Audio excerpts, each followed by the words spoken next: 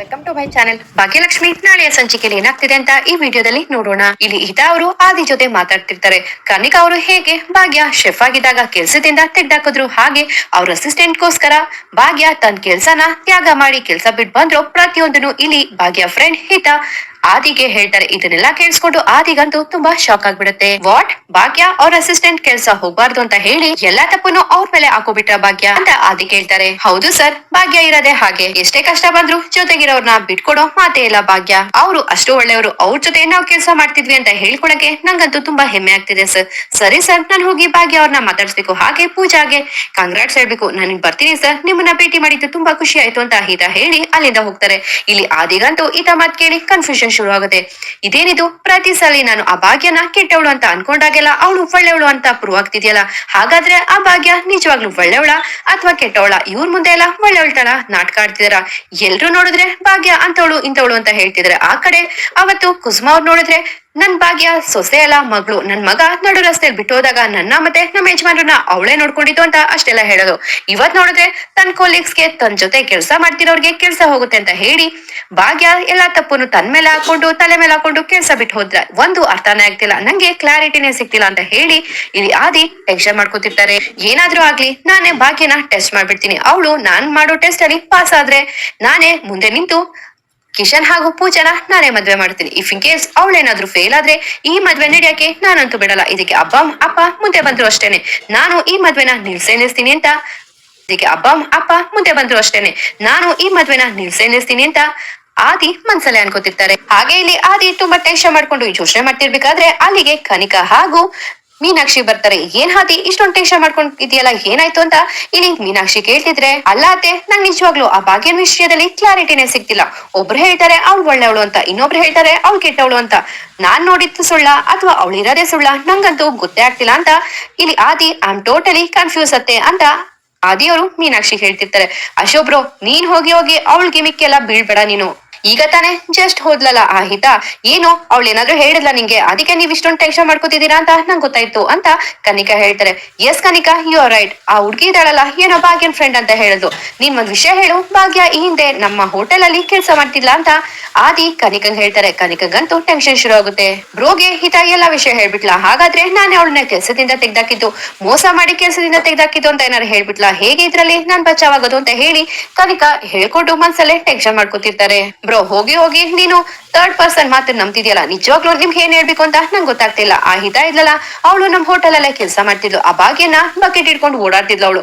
ಅವಳು ಆಕ್ಚುಲ್ ಆಗಿ ಭಾಗ್ಯನ್ ಪರವಾಗಿ ಮಾತಾಡಿರ್ತಾಳೆ ಬಿಡು. ಯಾಕೆಂದ್ರೆ ಭಾಗ್ಯನ್ ಬಾಲ ಇಟ್ಕೊಂಡು ಓಡಾಡ್ತಿದ್ದವಳು ಭಾಗ್ಯನ್ ವಿರುದ್ಧವಾಗಿ ಮಾತಾಡಕ್ಕಾಗತ್ತಾ? ಬೇಕಾದ್ರೆ ನಂಗ್ ಗೊತ್ತಿರೋ ಪ್ರಕಾರ ಏನಾದ್ರು ಬಿಲ್ಡಪ್ ಕೊಟ್ಟು ಮಾತಾಡಿರ್ತಾಳೆ.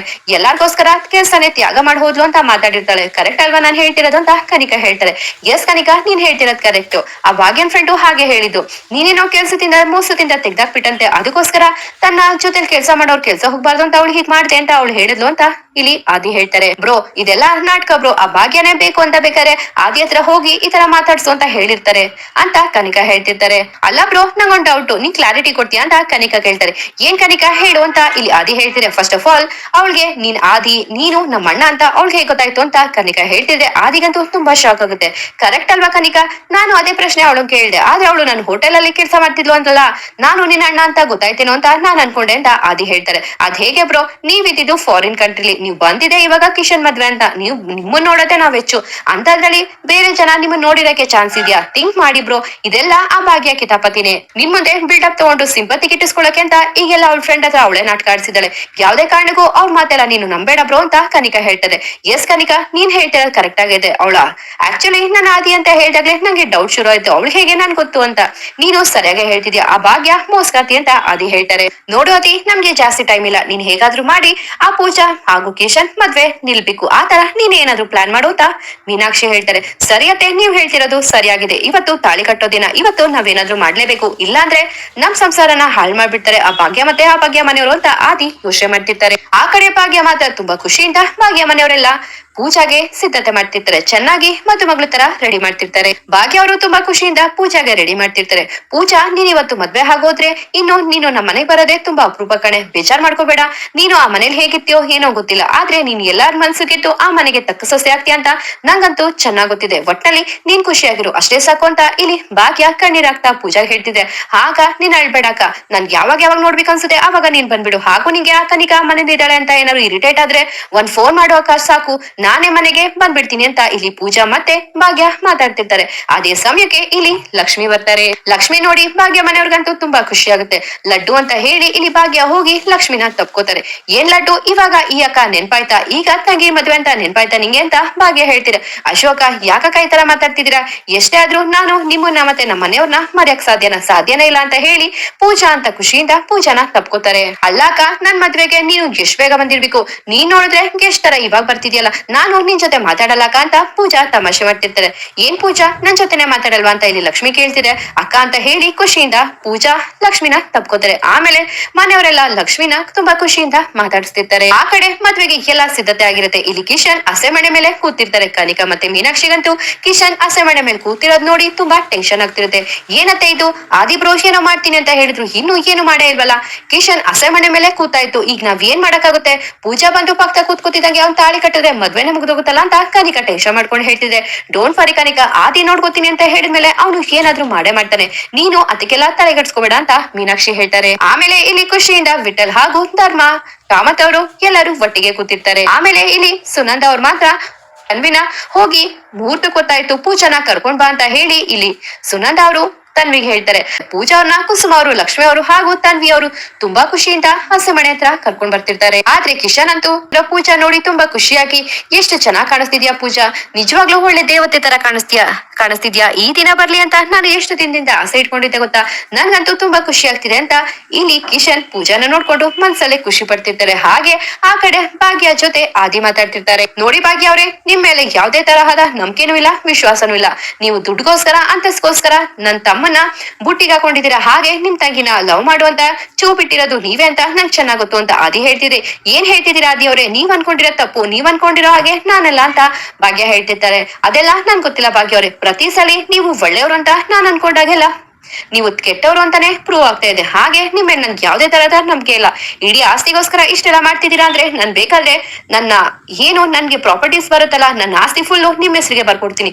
ಯಾವ್ದೇ ಕಾರಣಕ್ಕೂ ಈ ಮದ್ವೆ ನಡಿಬಾರ್ದು, ನೀವೇ ಹೋಗಿ ನಿಲ್ಸ್ಬೇಕು ಅಂತ ಆದಿ ಭಾಗ್ಯ ಹೇಳ್ತಾರೆ.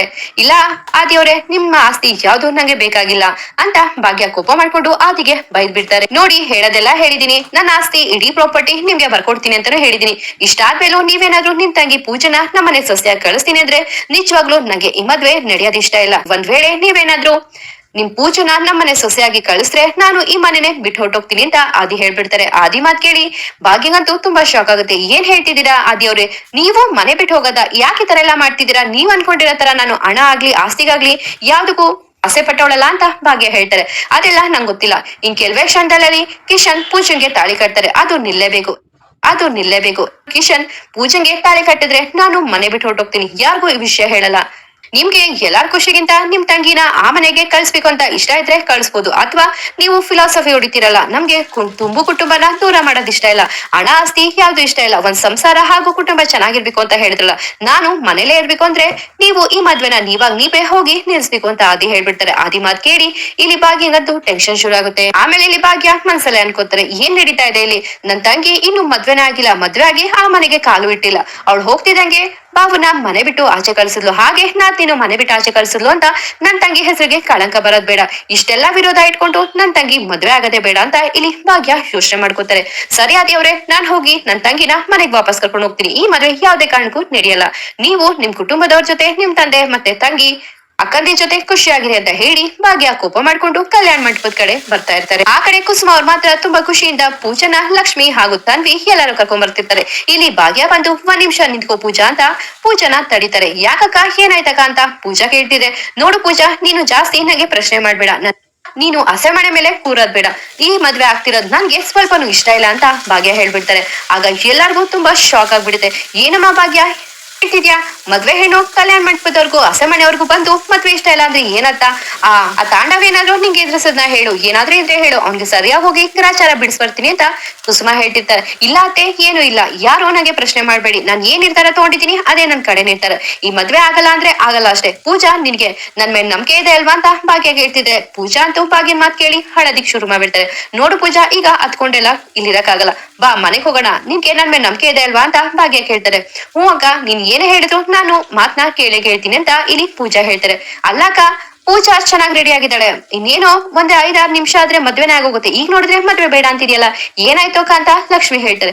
ಲಡ್ಡು, ನೀನೇನು ಮಾತಾಡಕ್ ಬರ್ಬೇಡ, ಇಲ್ಲಿ ಏನ್ ನಡೀತಿದೆ ಅಂತ ನಿಂಗಂತೂ ಗೊತ್ತಿಲ್ಲ ಅಂತ ಹೇಳಿ ಪೂಜಾ ಕೈ ಹಿಡ್ಕೊಂಡು ಹೋಗ್ತಾ ಇರ್ತಾರೆ. ಆದ್ರೆ ಇದೇ ಸಮಯಕ್ಕೆ ಇಲ್ಲಿ ಕಾಮತ್, ಆದಿ, ಕಿಶನ್ ಮತ್ತೆ ಸುನಂದ ಅವರು ಬರ್ತಾರೆ. ಏನೇ ಭಾಗ್ಯ, ನಿಂಗೇನಾದ್ರೂ ತಲೆಗಿಲೆ ಕೆಟ್ಟಿದ್ಯಾ, ಯಾಕೆ ಹೀಗಾಡ್ತಿದ್ಯಾ, ಇನ್ನೇನೋ ಸ್ವಲ್ಪ ಹೊತ್ತಲ್ಲಿ ತಾಳಿ ಕಟ್ಬೇಕು, ಮುಹೂರ್ತ ಮೇರೋಗುತ್ತೆ, ಏನೇ ನಿಂದು ಹುಚ್ಚಾಟ ಅಂತ ಇಲ್ಲಿ ಸುನಂದ ಬೈತಾರೆ. ಅಮ್ಮ, ನಾನ್ ಹೇಳೋದು ನಿಂಗೆ ಅರ್ಥ ಆಗ್ತಿಲ್ವಾ, ಪೂಜಾ ಈ ಮದ್ವೆ ಆಗಲ್ಲ ಅಷ್ಟೇ ಅಂತ ಹೇಳಿ ಇಲ್ಲಿ ಭಾಗ್ಯ ಸುನಂದ ಮೇಲೆ ಕೂಗಾಡ್ಬಿಡ್ತಾರೆ.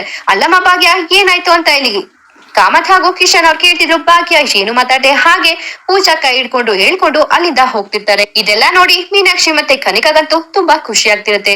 ಇಲ್ಲಿಗೆ ಸಂಚಿಕೆ ಮುಕ್ತಾಯವಾಗಿದೆ. ಈ ವಿಡಿಯೋ ಇಷ್ಟ ಆದ್ರೆ ಲೈಕ್ ಮಾಡಿ ಮತ್ತು ಶೇರ್ ಮಾಡಿ. ನೀವಿನ್ನೂ ನನ್ನ ಚಾನಲ್ ಸಬ್ಸ್ಕ್ರೈಬ್ ಆಗಿಲ್ಲ ಅಂದ್ರೆ ಸಬ್ಸ್ಕ್ರೈಬ್ ಆಗಿ.